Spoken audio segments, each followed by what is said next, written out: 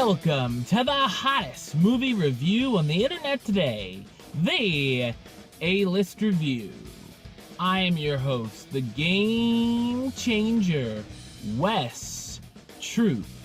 And as you can see, it's time to go back to the theater.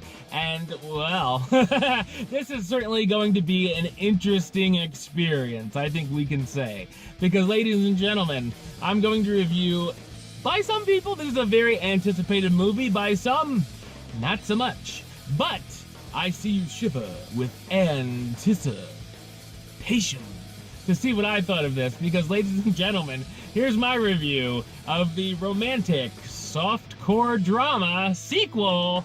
That's right, the 2017 film 50 Shades Darker.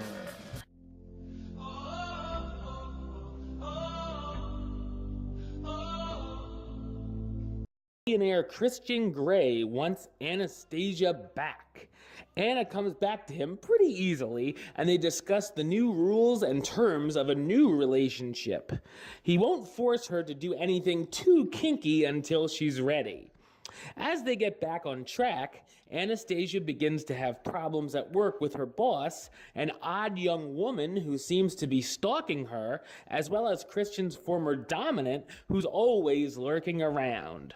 Will the relationship be able to overcome the latest obstacles it faces? So what did I think of 50 Shades Darker? I thought it's a middling romantic drama.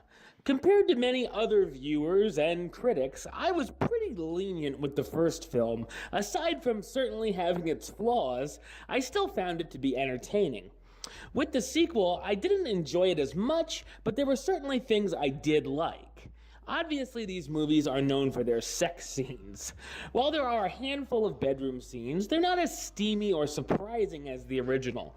Perhaps the shock value has worn off a little bit, but they kind of felt more like Cinemax movie quality.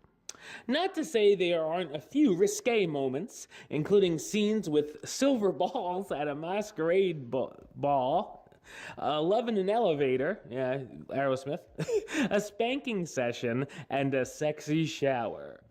These films are so over the top and silly, I can't help but have a somewhat enjoyable experience with the material overall. Like the original, there are some funny lines that I both intentionally and unintentionally laughed at. The dialogue can certainly be cheesy, but I think it's safe to say I wasn't expecting Billy Shakespeare here.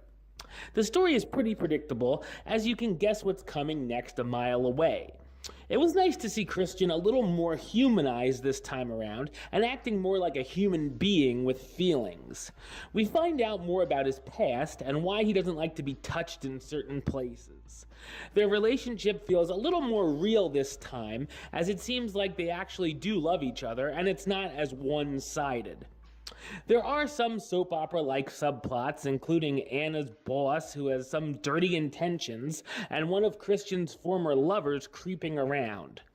It's fun to watch Christian flaunt his wealth and have his men take out care of business when things get tricky. Dakota Johnson reprises her role as Anastasia Steele, the young woman working as an assistant to an editor for a Seattle publishing company, and decides to give her ex another chance. Jamie Dornan as Christian Grey, the billionaire with certain sexual urges he's willing to put to the side in order to have Anna back in his life. Eric Johnson as Jack Hyde, Anna's boss, who's become jealous of her relationship with Christian. Bella Heathcote as Leela Williams, one of Christian's former submissions, having a tough time dealing with their breakup. Kim Basinger as Elena Lincoln, Christian's former dominant Anastasia has a massive dislike for. And Rita Ora and Luke Grimes as Mia and Elliot Gray, Christian's adoptive siblings.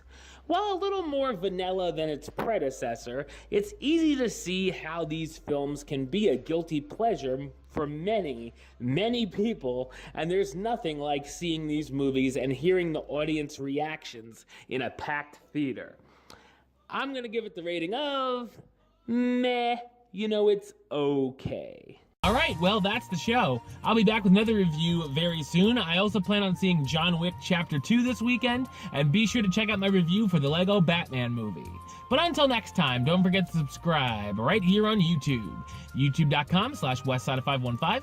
You can like the show on Facebook, facebook.com/WestTroopaList. And of course, you can follow me on the Twitter and the Instagram @WesAList.